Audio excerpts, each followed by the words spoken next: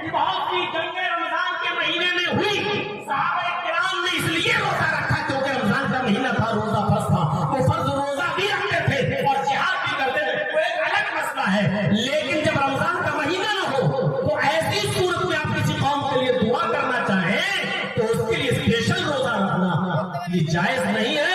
اس کے جواز کی دلیل آپ کو قرآن حدیث سے دینا پڑے گی جو آپ کے پاس نہیں ہے۔ اچھا کام وہ نہیں ہے جو آپ بتا رہے ہیں، اچھا کام وہ ہے جو جناب محمد رسول اللہ صلی اللہ علیہ وسلم بتائیں، اس کو اچھا مانا جائے۔ نماز کا مسئلہ ہو، روزے کا مسئلہ ہو، کوئی بھی مسئلہ ہو، ہر چیز میں ہمیں اللہ اور اس کے رسول کو دیکھنا پڑے گا۔ ہمیں یہ دیکھنا پڑے گا کہ شریعت کیا کہتی ہے، ہمیں یہ دیکھنا پڑے گا کہ شریعت کیا کہتی ہے۔ میں نے اتواری کے جلسے میں واقعہ سے آیا تھا، دیکھیے لوگ کتنا ڈرتے تھے۔ صحیح بخاری کے اندر ایک واقعہ آیا ہے، حضرت عمر فاروق اور حضرت عمار بن یاسر دونوں ایک سفر میں ہیں۔ چاچا بیٹھ جاؤ، چاچی سو گئی ہوگی، کسی کام کی نہیں ہے،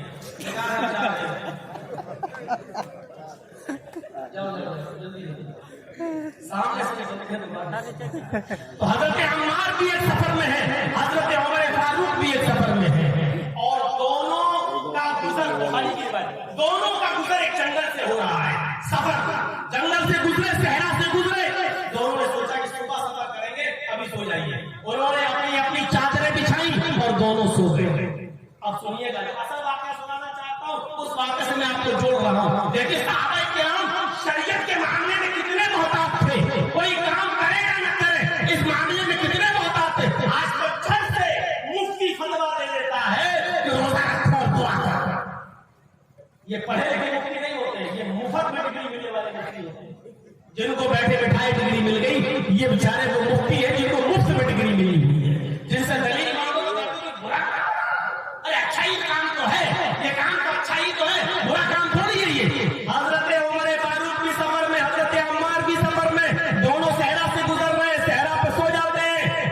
فجر کی نماز پڑھنے کے لیے دونوں اٹھتے ہیں اور دونوں کے پاس پانی نہیں ہے۔ فجر کی نماز پڑھنے کے لیے دونوں صحابی اٹھتے ہیں اور دونوں کو غسل کی ضرورت پڑ جاتی ہے۔ سمجھ رہے ہیں آپ؟ اشارہ کافی ہے، دونوں کو غسل کی ضرورت پڑ جاتی ہے، یعنی دونوں ہی جنبی ہو جاتے ہیں۔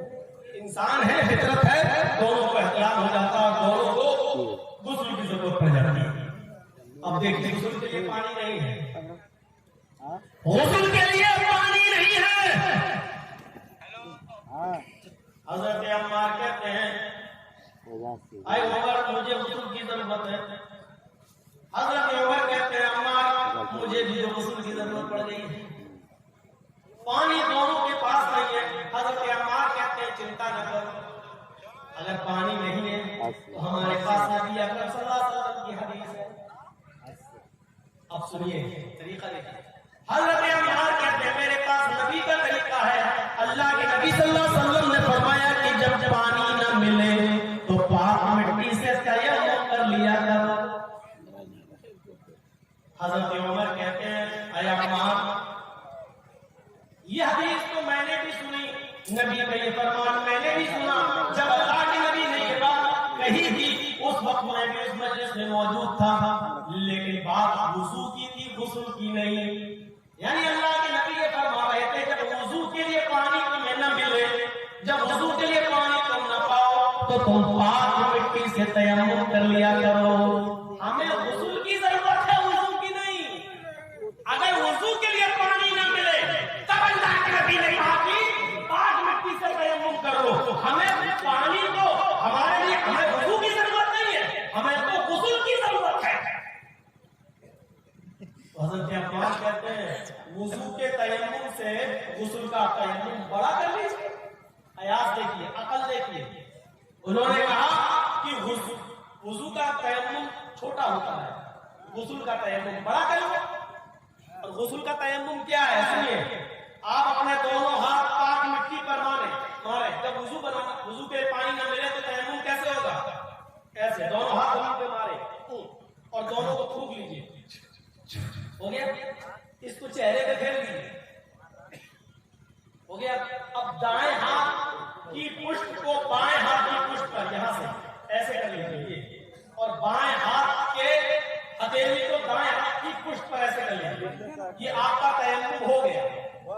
کہا کہ یہ تیمم ہے وضو کا, ہمیں غسل کی ضرورت ہے. تو حضرت عمار نے کہا ایسا کرتے ہیں غسل کا تیمم ہم بڑا کر لیتے ہیں. تو کہا بڑا تیمم کیا ہے؟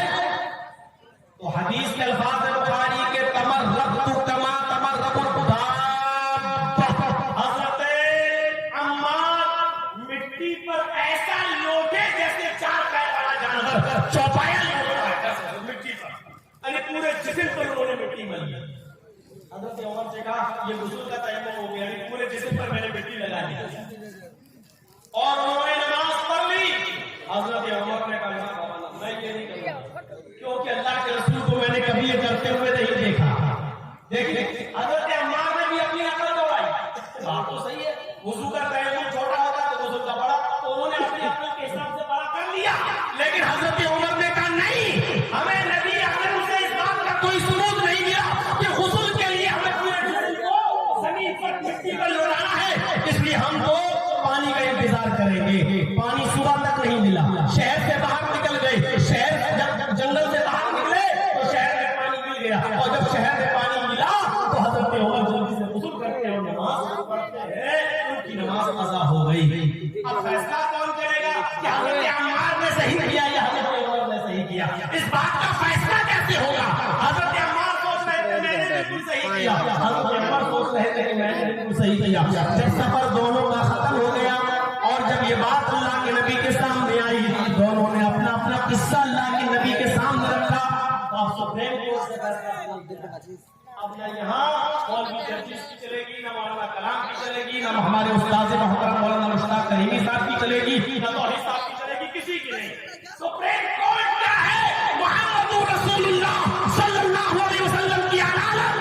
اور جب اس عدالت میں فیصلہ گیا, حضرت عمر نے کہا میں نے نماز نہیں پڑھی, پانی مل گیا, غسل کیا, تب جا کے نماز پڑھی. آپ نے کہا عمر تم نے بھی غلط کیا, تمہیں نماز ترک نہیں کرنی چاہیے تھی, نماز اپنے وقت پہ پڑھنا چاہیے تھا. حضرت عمار نے بتایا میں نے پورے جسم کو مٹی سے سان لیا اور پورے جسم پر ہم نے مٹی مل لی, چوپائے کی طرح ہم زمین پر لوٹ گئے. آپ نے کہا عمار تم نے بھی غلط کیا, اے عمار تم نے بھی غلط کیا. سپریم کورٹ کا فیصلہ آ گیا. اب نہ عمر کی چلے گی نہ عمار کی چلے گی, نہ عمر کی چلے گی نہ عمار کی. دونوں نے پوچھا اللہ کے رسول سے دونوں نے غلط کیا تو پھر صحیح کیا ہے؟ آپ نے فرمایا وضو کا اور غسل کا دونوں کا تیمم ایک ہے, یعنی چاہے غسل کی ضرورت ہو یا وضو کی, اگر پانی نہ ملے تو وہی تیمم ہے کہ وضو میں بھی کام آتا ہے, غسل میں بھی کام آتا ہے. دونوں ہاتھوں کو زمین پر ماریے, چہرے پہ ماریے, دائیں ہاتھ بائیں ہاتھ اور بائیں ہاتھ دائیں ہاتھ پر پھیریے اور نماز پڑھ لیجیے. یہ غسل کا بھی ہے اور یہ وضو کا بھی تیمم ہے.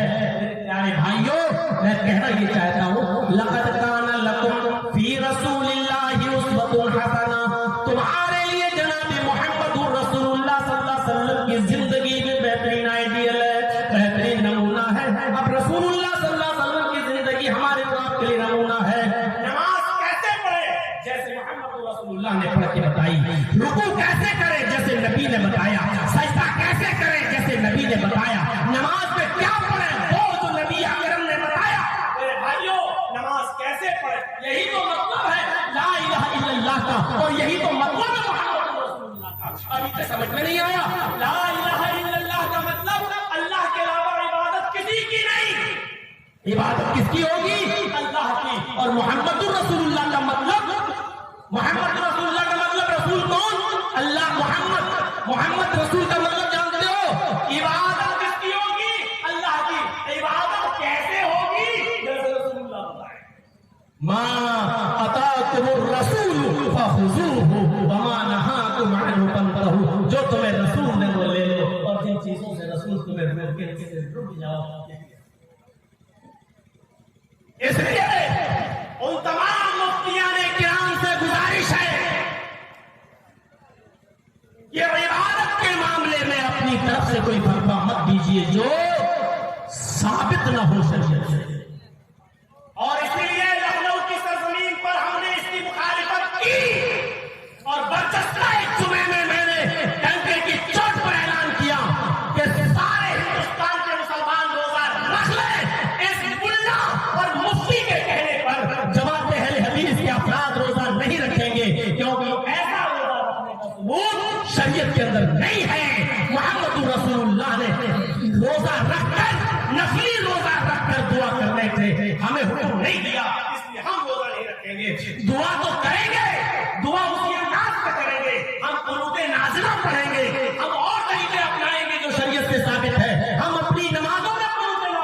گے, دعا کا جو طریقہ اللہ کے نبی نے بتایا وہ کریں گے, لیکن معاف کیجئے گا اس کے لیے ہم تمہارے حکم پر شریعت کا ناجائز استعمال کریں, اور جس روزے کا ثبوت ہی نہ ہو شریعت میں ہم وہ روزہ رکھیں, ہم سے نہیں ہو سکتا ہے.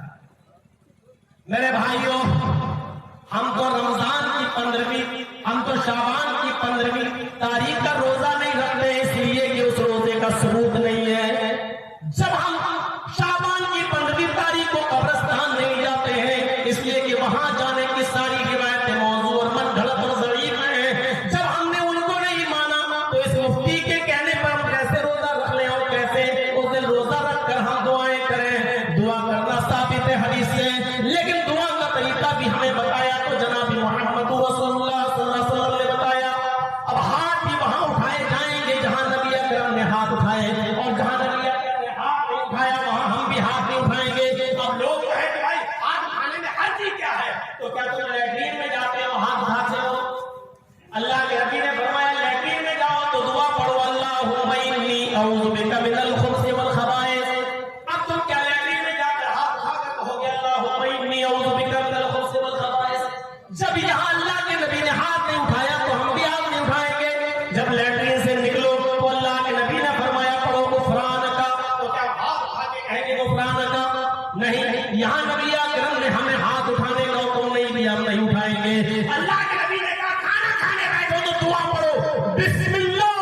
تو کوئی آدمی ایسا جو کھانا کھائے گا وہ کہے بسم اللہ, اس کے بعد کھانا کھائے, یا بسم اللہ وعلی برکت اللہ اس کے بعد کھانا کھائے, یہاں ہاتھ اٹھانا ثابت نہیں ہے, ہم بھی نہیں اٹھائیں گے. اسی طریقے سے میرے بھائیوں, رمضان کا چاند نظر آتا ہے تو بہت سے لوگوں کو مسجدوں میں ہم دیکھتے ہیں کہ رمضان کا چاند دیکھ کر اپنے دونوں ہاتھ اٹھا کر دعا مانگتے ہیں, یہاں پر بھی ہاتھ اٹھانا ثابت نہیں ہے. اسی طریقے سے ہم دیکھتے ہیں کہ بہت سے لوگ اذان دینے کے بعد مؤذن وہی مائک کے سامنے کھڑا ہو جاتا ہے اور دونوں ہاتھ اٹھا کے دعا مانگنے لگتا ہے اللہم رب هذه الدعوة التامة والصلاة القائمة.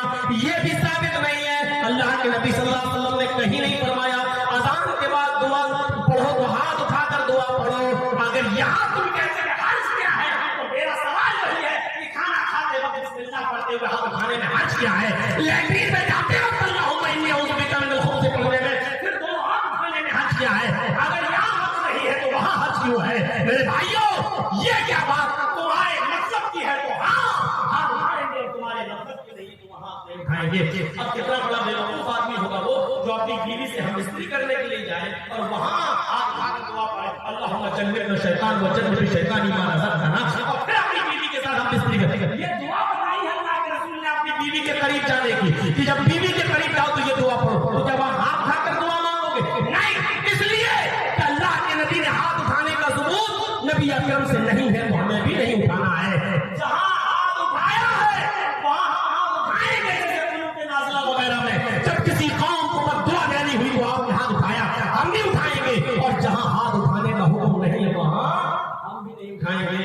آج بہت سی مسجدوں کے امام بیچارے مغلوب ہو جاتے ہیں کہ ہم تو مسجد میں 5 نمازوں کے بعد ہاتھ اٹھا کر دعا مانگیں گے, اور اگر نہیں مانگنے کے لیے گاؤں کا مکھیا ہم کو نکال دے گا, یہی بیچارہ تنخواہ دیتا ہے. اور بہت سی مسجدوں کے امام بیچارے مجبوری میں 5 نماز پڑھانے کے بعد ہاتھ اٹھا کر دعا مانگتے ہیں صرف اس لیے کہ ہمارے گاؤں کا مکھیا یا اس مسجد کا سیکریٹری خوش رہے. خوش رہے. دعا کا عذاب لا کے رکھ دیا ہے ہم نے. لقد کان لکم فی رسول اللہ اسوۃ حسنہ, رسول اللہ کی پوری زندگی ہمارے لیے آئیڈیل ہے. نماز میں, روزے میں, حج میں, زکات میں, ہر چیز میں. Incoming voice call from ہمیں نبی اکرم کے طریقے کو دیکھنا ہے. نبی نے 5